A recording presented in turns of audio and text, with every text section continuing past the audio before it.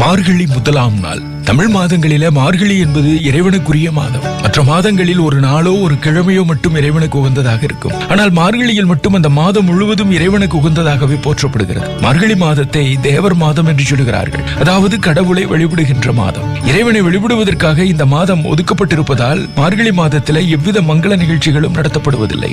சைவ ஆலயங்களிலும் வைணவ ஆலயங்களிலும் சூரிய உதயத்திற்கு முன்னதாகவே பூஜை, ஆராதனை, மேலதாள வாத்தியங்கள் முழக்கம். சிவாலயங்களில திருவம்பாவை, திருப்பள்ளி எழுச்சியும், விஷ்ணு ஆலயங்களில திருப்பாவையும் பாடப்படுகிறது. மார்கழி மாதத்துல எல்லா பெருமாள் ஆலயங்களிலும் சுப்பிரபாதத்திற்கு பதில் திருப்பாவையை பாடுவார்கள். மார்கழி மாதம் ஆண்டாளுக்கு முக்கியத்துவம் தரப்படக்கூடிய மாதமாகவே போற்றப்படுகிறது. நமக்கு ஒரு நாள் 60 நாளிகை, பகல் 30 நாளிகை, இரவு 30 நாளிகை. நம்முடைய ஒரு வருடம் என்பது தேவர்களுக்கு ஒரு நாள்.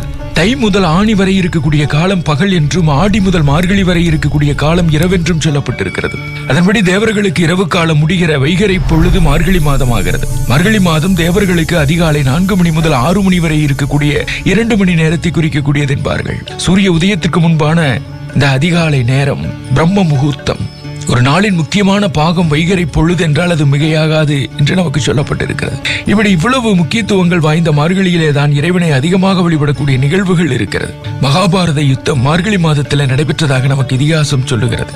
திருப்பாட்கள் கடையப்பட்டதும், முதலில விஷம் எழுந்ததும், சிவருமான் அதனை உண்டு உலக மக்கள் அனைவரையும் காப்பாற்றியது மார்கழி மாதத்தில் தான். இந்திரனால் பெருமழை வெள்ளம் உருவாக்கப்பட்டு கோகுலத்தில் அனைவரும் துன்பப்பட்ட போது கோவர்த்தனகிரி மலையை கிருஷ்ணர் குடையாக பிடித்து மக்களை காப்பாற்றியதும் இந்த மார்கழி மாதத்தில் தான்.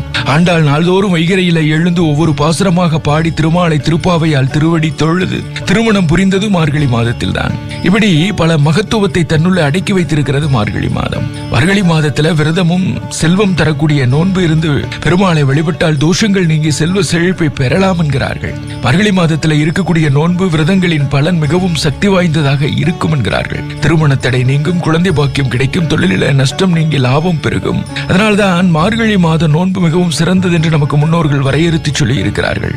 மார்கழி மாதத்தில் நோன்பும் விரதமும் இருக்க முடியாத சூழ்நிலையில இருக்கக்கூடியவர்கள் மார்கழி அதிகாலையில 4:30 மணிக்கு எழுந்து விட வேண்டும் என்றும், வீட்டை சுத்தம் செய்து நீராடி கோலமிட்டு திருப்பாவை, திருவம்பாவை பாடல்களை பாடினாலே அபரிவிதமான பலன் கிடைக்கும் என்றும் சொல்லப்பட்டிருக்கிறது.